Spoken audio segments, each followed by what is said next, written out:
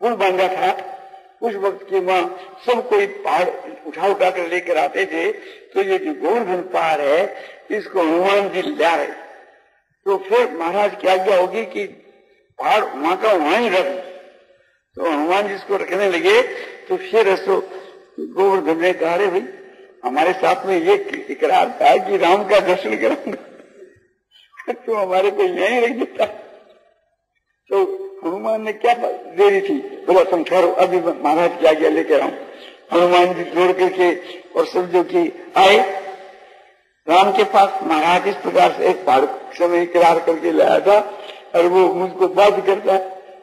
बोले तुम कह दो उसको कि कहीं ना अवतार में हम तुमको दर्शन देते। आगे कह दिया कि महाराज विलंब होगा, दर्शन होगा आपको। तो बोले ठीक है। तो भगवान ने गिरवर धारण किया, तो गिर दरवाजे हनुमान जी ने कितने पार उठाए, उसको कोई गिरधर नहीं कहा, उसको बड़े बड़े पहाड़ उठाए। तो ये पहाड़ तो हनुमान का लाया हुआ, इसलिए ये कोई अलौकिक बात नहीं। भगवान ने उठा लिया तो क्या हनुमान ने उठा लिया। और भगवान हम लोगों को जो एक प्रकार से ये रोशनी देते हैं, हमारी सेवा करते हैं, समझो कि अमृत के समान गंगा जल देते हैं, वर्षा का जल देते हैं, हवा देते हैं और एक पैसा भी लेते, बिल्कुल मुफ्त के बीच के।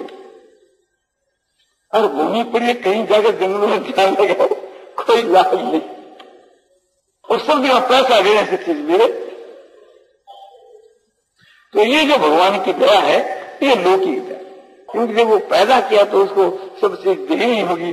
कैदी को भी एक प्रकार से राजा देता है। तो इसी प्रकार से भगवान राम के विषय में भगवान श्री रामचंद्र जी ने समझो कि बहुत से राक्षसों को मार डाले।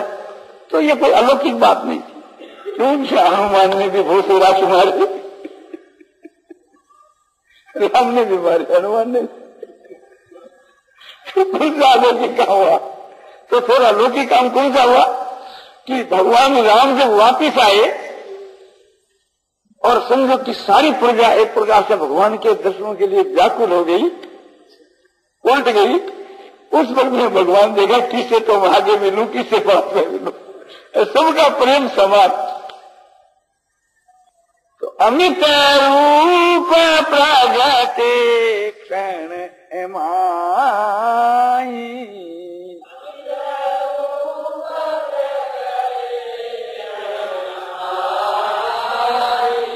और यथा योग मिले सबई गोसाई।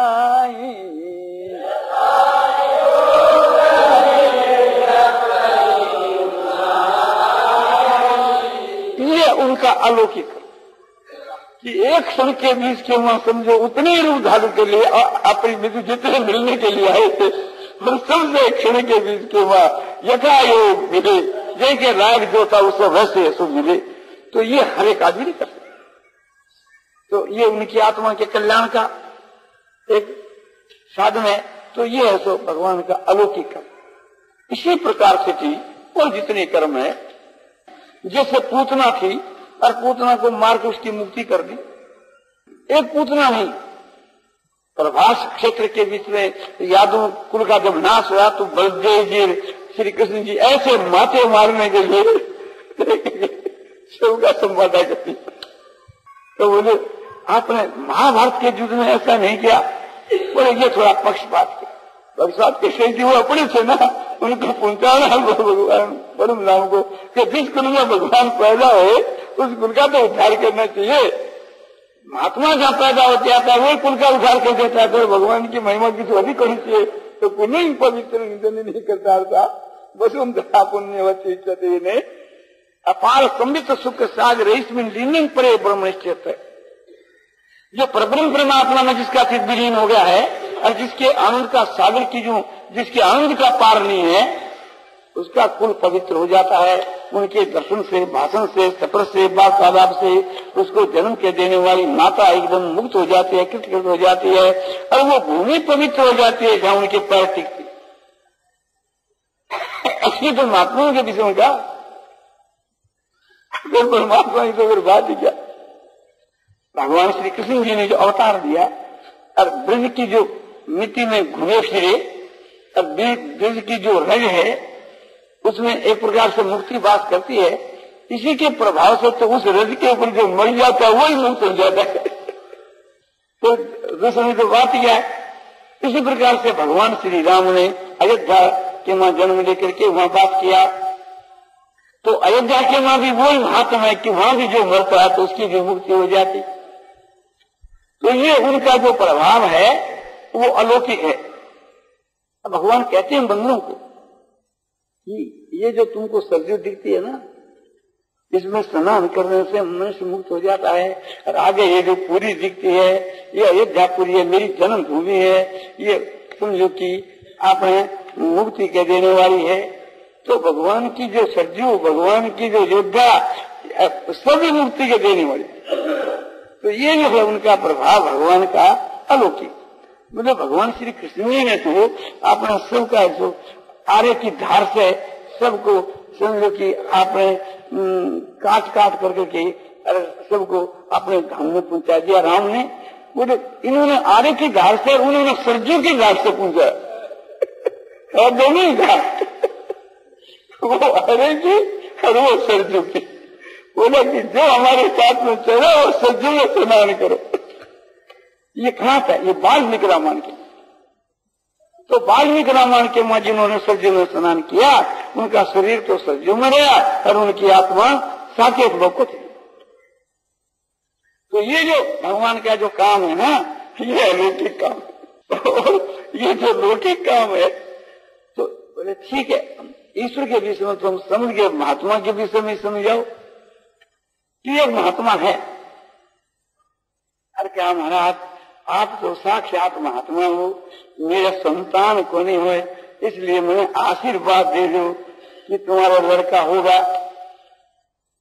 और महात्मा हंसते हैं कि देखो कैसा मूड है। मैंने क्या उपाय, एक प्रकार से उसकी वो लालसा, तो आपने कुछ न कुछ आपने उसको निमित्त बतला दिया कि तुम ऐसा भजन करे, ध्यान करे, और लड़का उसके हो गया। तो कहता है ये लड़का मुझको महात्मा ने दिया, असली महात्मा थे क्योंकि उनको लड़का दे। अब दूसरा बोला साहब हमारे उनको कोई हमारे थाइसिस की बीमारी है, ग्रहण की बीमारी है, उसके वास्ते आप बतला दो, आप चाहे रात की चूंटी दे दो ना, तो वो भी हमारे लिए समझो अपने काम करेगी। इस पर एक कहानी आ गई आप कि एक शेर थे बढ़िया, वो बड़ा भगवान का भक्त था, दिन रात खूब भजन ध्यान करना, माला फेरना, ध्यान लगाना। तो उसका जो लड़का जो है ना वो बीमार पड़ गया। लड़का माने उसका पोता था, बेटा तो मर गया था और पोता था, और वो भी जवान था। तो जो मुनि जी आए, बोले साहब वैद्य डॉक्टरों को दिखलाया, वो तो कहते हैं कि ये बीमारी जो है असाध्य है। तो बोले भाई जो कुछ तकदीर हो, जो कुछ तकदीर हो, बोला चल करके मिल तो दो। अरे बोलो मिलने से क्या लाभ है, वैद्यों को डॉक्टरों को दिखलाओ, वे जो कैसे दवाई औषध उसका प्रबंध करो, और हम जाकर क्या करें। बोला वैद्य डॉक्टर को दिखा लिया, उस लौकिक दवाई से तो आराम होना नहीं है, और कोई पारमार्थिक दवाई से लोग कहते हैं आराम हो सकता है। पूरे पारमार्थिक दवाई के वास्ते तो यहाँ एक संत है, और वो सिंधु की खाकी बाबा है, रामानंद स्वामी का शिष्य, और शरीर के भस्मी लगा करके रोज धुनी तपता है, अच्छा तपस्वी है। वो तो रात की चूटी भी दे देवे तो ये लड़के के आराम हो सकता। तो दौड़ कर गए उसके पास, जाकर लंबी लंबी दंडोत करी। बोले बाबा क्यों? बोले सेठ जी का पोता बीमार हो गया और सेठ जी ने सब उपाय कर लिया, कोई उपाय नहीं होता। ये बोला कि बाबू तो रात की भी चुंडी दे देनी तो आराम। तो एक प्रकार से बाबा एक प्रकार से उपकार कर दो। बाबा ने सोचा कि रे सेठ ने तुम कह दो कि हमारी जो राख में क्या जगह है, तुम जो रोज मारा फिरते हो ना, इस लड़के के आराम के उद्देश्य से ये मारा तुम्हारे इस पर फेर दो, तो हम कहते हैं कि लड़का जी जा। अब आखिर की वो बात सेठ को कही। सेठ बोले अभी बाबे की इच्छा नहीं है। तो बोले बाबे की इच्छा नहीं, तुम्हारी भी इच्छा नहीं, तुम अपनी मारा लेते रहो। बोले अभी ये सब बाबे की इच्छा नहीं। उस लड़के की मृत्यु को कौन टाल सकता? तो मारा फेर के जिलाना या राख की चुंटी से जिलाना, ये अलौकिक जो चीज है उसे से लौकिक लाभ उठाना है। तो ये क्या करना है कि ये हम कहें कि भी हीरे से सुपारी फोड़नी है, तो ये भी नहीं देते। हीरा भी लौकिक, सुपारी भी लौकिक। एक समझो कि अलौकिक जो चीज है परमात्मा की जिससे प्राप्ति हो सके, ऐसी जो चीज है, और उससे की संसारी काम का मतलब वासना जो है, एक ये अपने अज्ञता है। तो महात्मा से कहीं ऐसी बात हो नहीं जावे और हम ये लाभ उठा लेंगे तो वो लौकिक लाभ है, उसकी हम प्रशंसा करें कि भाई वाह महात्मा ऐसा महात्मा। अरे कुछ नहीं, तुम तो समझो कि आपने पार्श को छोड़ करके घूमतियों की तरफ तुमने ध्यान दिया। ये तो घूमती है, उसके आगे पुत्र है, धन है, तो रुपया है, ये तो नहीं मालूम कितनी दफे तुम्हारे हो गए, कितनी दफे जीते रहोगे तो होते रहेंगे। ये कुछ भी चीज नहीं। असली चीज जो है वो तो है कि महात्मा जी में मिल जावे तो उससे तो महान चीज जो है वो पारमार्थिक चीज लेनी चाहिए। पारमार्थिक चीज क्या है कि परमात्मा की प्राप्ति। तो परमात्मा की प्राप्ति का जो विषय है वो उस महात्माओं के में है, वो महात्माओं का असली प्रभाव है, पारमार्थिक प्रभाव है। और उनके में ये भी प्रभाव है कि वे आशीर्वाद दे, जो कुछ दे दे तो सत्य हो जाए। किंतु ये एक प्रकार से उनसे लेना जो है लेने वाले की मूर्खता है, वो सैकाम भाव। तो ये उन महापुरुषों की महिमा की बात कही। ऐसे महापुरुषों की महिमा की बात आती नहीं है शास्त्रों में। दोनों प्रकार का ही महात्म आता है कि जैसे मूक चंडाल थे तो मूक चंडाल का मकान आकाश में झूलता था, क्योंकि महात्मा पुरुष थे। वो महात्मा पुरुष में कहां से आया कि अपने माता पिता की सेवा करी। इसके प्रभाव से भगवान उसके घर के ऊपर ब्राह्मण का रूप धारण करके सिंहासन पर बैठा करते थे। रोज सदा उसके घर पर आप रहते थे भगवान। और उसका जब शरीर शांत हुआ तो भगवान के परम धाम को वो चला गया, उसके माता पिता और उसके घर के वहां जो जानवर रहते थे वो भी उसके प्रभाव से थी भगवान के परम धाम को चले गए। तो ये महात्मा का असली प्रभाव है। जो वहां के जानवर भी मुक्त हो गए, उसकी मुक्ति होने, माता पिता की होने तो बात ही क्या है। तो ये उसका अलौकिक प्रभाव, पारमार्थिक प्रभाव। और उसका जो मकान झूलता था और नरोत्तम ब्राह्मण उसके पास में गए और कहा कि आकाश में होने वाली घटना को मैं जानता हूँ, तुम क्रोध जो करता है तो तुमको क्रोध नहीं करना चाहिए। वो बगली नहीं है जो क्रोध करने से भस्म हो जावे। तेरी आकाश में धोती सूखा करती थी, अपने अहंकार क्रोध के कारण से वो तुम्हारी धोती सूखनी बंद हो गई। उसको बड़ा आश्चर्य हुआ कि बोले इसको कैसे मालूम हो गया। तो मालूम हो गया, ठीक है, किंतु ये लौकिक की बात,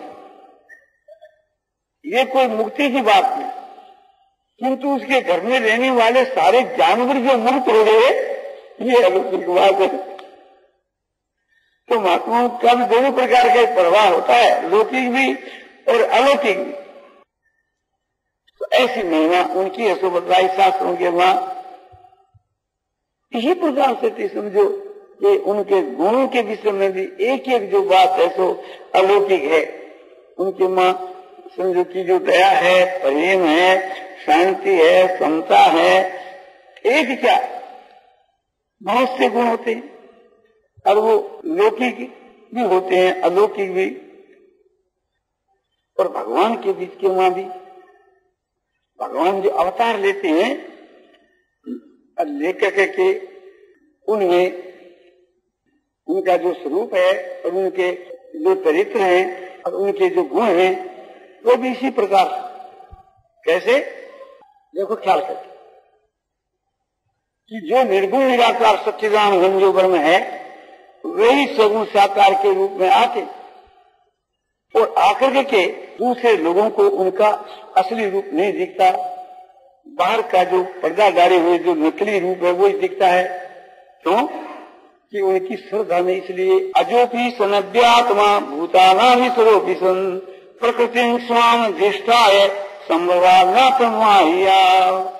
भगवान कहते हैं कि मैं जन्मता नहीं किंतु अजन्मा हुआ भी, अज हुआ भी जन्मता सा दिखता हूँ, अविनाशी हुआ भी विनाश होता सा दिखता हूँ और ईश्वरों का ईश्वर हुआ भी एक मनुष्य सा दिखता हूँ। कारण कि मैं अपनी योग माया के द्वारा प्रकट होता हूँ, प्रकृति को अपने बस में करके के आता हूँ और योग माया से मैं उसको प्रकट होता हूँ। इस कारण से मूढ़ लोग मुझको नहीं जानते बल्कि अवज्ञा करते हैं। अवज्ञानंति मां मूढ़ा और मानु चिंतनुमा परम भाव जानन्तु मम भूतमहेश्वरम परम भावम, मैं भूतों का महान ईश्वर हूँ, ऐसा जो मेरा परम भाव है प्रभाव है उसको ये मूढ़ों का समूह इसको नहीं जानता है। मनुष्य शरीरधारी जो मैं मुझको एक मनुष्य मानते हैं और मनुष्य मान करके मेरा तिरस्कार करते हैं, अवज्ञा करते हैं। कौन की मूढ़ों का समूह क्यों करते हैं कि मुझको पहचानते नहीं, क्यों नहीं पहचानते कि मैं उनके लिए अपना एक पर्दा डाल देता हूँ, उसमें छिपकर रहता हूँ। नाम प्रकाश सर्वस्व योग माया समावृत है मूढ़ो यन्ना बीजानाति और लोको मामजमद्यम। मैं सबको नहीं दिखता क्यों कि योग माया करके मैं अपने को करके रखता हूँ। इसलिए मूढ़ों का समूह जो है मैं जो अज और अविनाशी उसको नहीं जानता। इस प्रकार से भगवान जो आते हैं ना और वो माया का पर्दा डाल लिया तो वो असली जो रूप है उसके अंदर है। और जो श्रद्धालु होते हैं महात्मा जो भक्त होते हैं उनके आगे से वो पर्दा हटा लेते हैं, पर्दा हटा जाए और असली रूप अपना प्रकट कर। परमात्मा को जो परमात्मा स्वीकार कर लेता है उसके लिए परमात्मा प्रकट हो जाता। और जो परमात्मा को परमात्मा नहीं मानता है उस मूढ़ के लिए परमात्मा समझो छिप जाता। तो वो परमात्मा का जो असली रूप है वो कैसा है कि वो चिन्मय है, सगुण साकार रूप होकर के वो चिन्मय है। जैसे आकाश के वहां निराकार रूप से जल है वो बर्फ के रूप में साकार रूप में आ जाता है, तो उस धातु से उसे निराकार जल में और साकार जल में कोई भेद नहीं है, धातु से एक ही है। इसी प्रकार से भगवान का जो निर्गुण निराकार सच्चिदानंद जो रूप है और भगवान का जो सगुण साकार उसमें कोई फर्क नहीं है। वो निर्गुण निराकार सगुण साकार के रूप में आते। जैसे दियासराय के वहां जो आग है और घसने से वो ज्वाला के रूप में प्रकट हो जाती है, तो वो उसका सगुण साकार रूप है अपने समझो अग्नि का, और वो निराकार रूप है जो दियासराय के वहां प्रकट होने के पहले जो व्यापक है। तो वास्तु के वहां जो व्यापक है वो प्रकट होती है और दोनों मिलकर के एक ही है। इसलिए उसे का जो समग्र रूप जान जाता है अग्नि का वो उसमें फर्क नहीं समझता। ऐसे भगवान का जो समग्र रूप जान जाता है उसके लिए कोई फर्क नहीं प्रतीत होता। तो समग्र रूप की व्याख्या भगवान ने 7वें अध्याय के आरंभ में तो यह करी कि मैं तुम्हारे को अपना समग्र रूप बतलाऊंगा और जगह जगह बतला दिया। 7वें अध्याय के पहले श्लोक में तो प्रतिज्ञा की और जगह जगह बतलाया।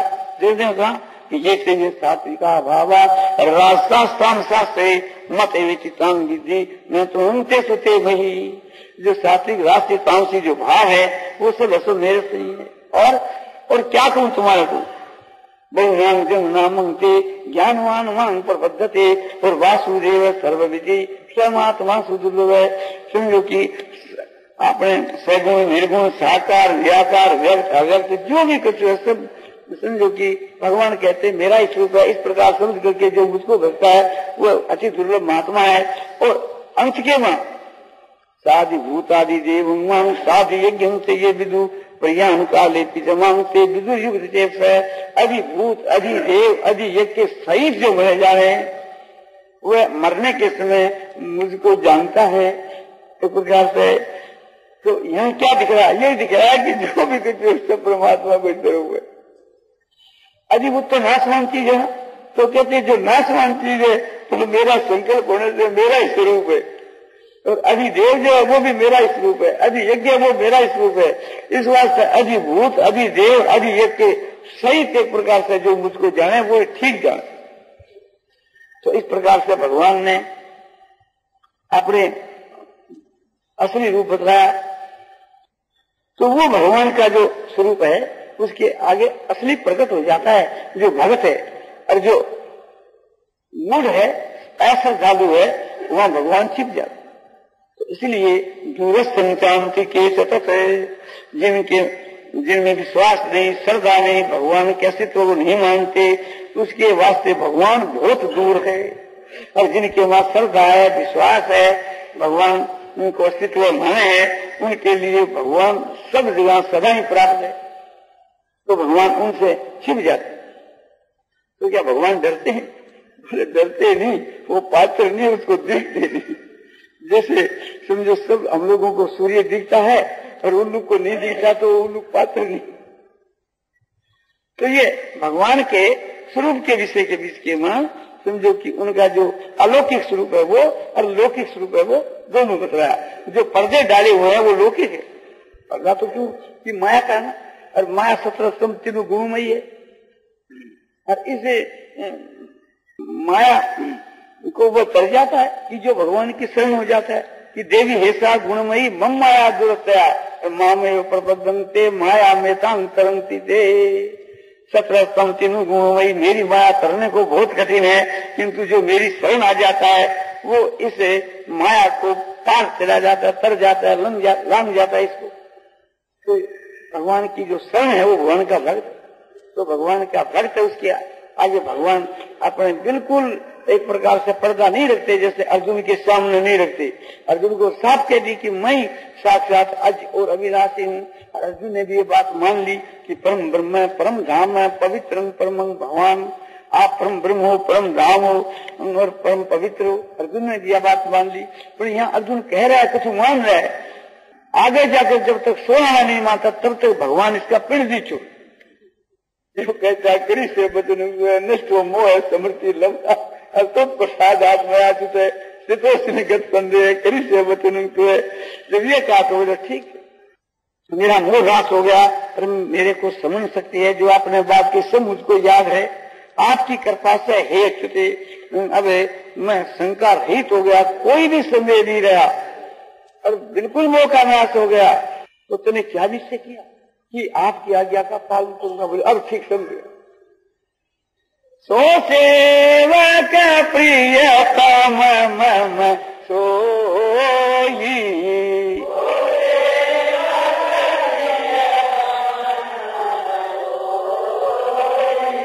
और मम अनुशासन मान जोई।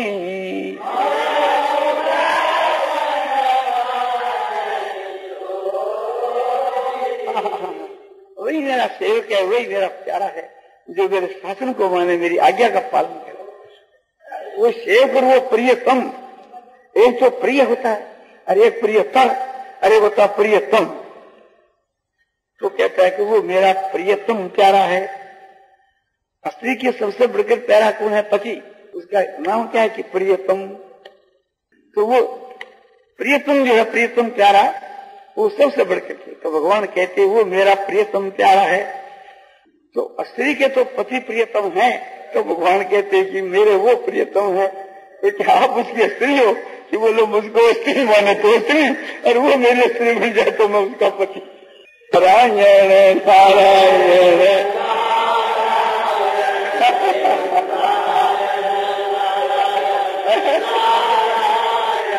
आनंद आनंद पूर्णानंद पूर्णानंद अपाराणु शांतानु गंगानु अचलानु ध्रुवाणु नित्यानु बोधस्वरूपाणु ज्ञानस्वरूपाणु आनंद धियाम। भगवान विष्णु के जो ध्यान की बात है वो कल के ऊपर रख रहे हैं। यदि भगवान की मर्जी होगी और अवकाश मिलेगा किस समय में कि कल प्रातः काल 4:30 बजे से 5 बजे तक, और इस समय के बीच के वहां समझो कि स्त्रियों के लिए, पुरुषों के लिए, बालकों के लिए, साधुओं के लिए, सबके लिए जो एक बात हो, ऐसी बात विचारी है। तो बात ऐसी है कि बहुत ही सुगम है